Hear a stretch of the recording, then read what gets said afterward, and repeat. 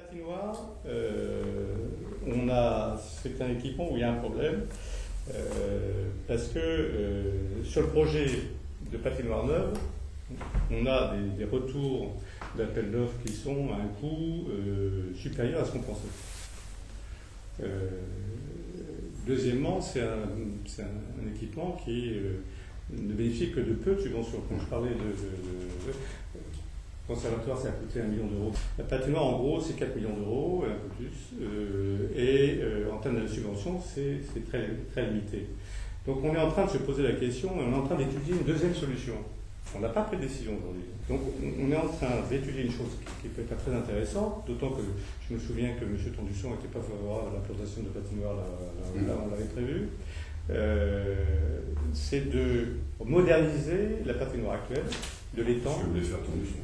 Oui, mais on a regardé, il n'y avait rien de prévu. On a regardé de modernisation et extension, avec quelque chose de nouveau, qui est la double utilisation hiver-été. Mon collègue a fait récemment un point sur l'école de Jean Avril. Oui. Oui. Le préfet nous a donné son point de vue. Vous avez des nouvelles, vous, de votre côté? Moi, j'ai suivi ça depuis le début. Hein. On a fait, alors, sur cette école, le message était très clair de ma part. Tant que l'État ne baisse pas le coût de cession du site, ni l'agglo, ni la ville, ni aucun opérateur, parce qu'on a reçu des opérateurs, ne sera preneur. Donc ça, j'ai été très clair dans les dernières réunions du comité de pilotage. Pas question, on ne va pas mettre 10 millions d'euros, il y a un chiffre au bas mot, 10 millions d'euros sur ce site. C'est pas possible. J'ai vu l'interview de l'impression.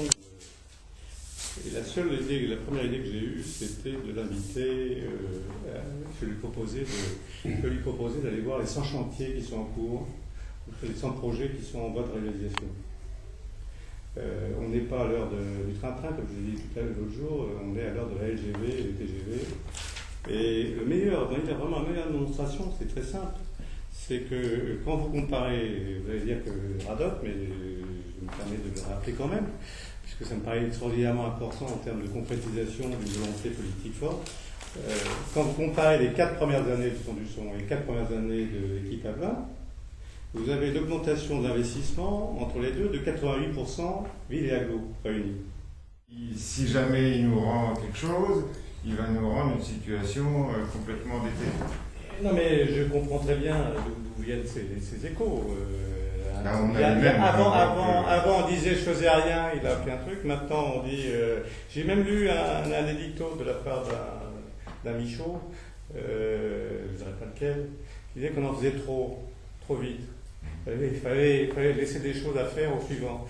Je vous signale simplement que sur l'agglo, on est très peu endetté. Vous avez encore vu récemment les orientations budgétaires.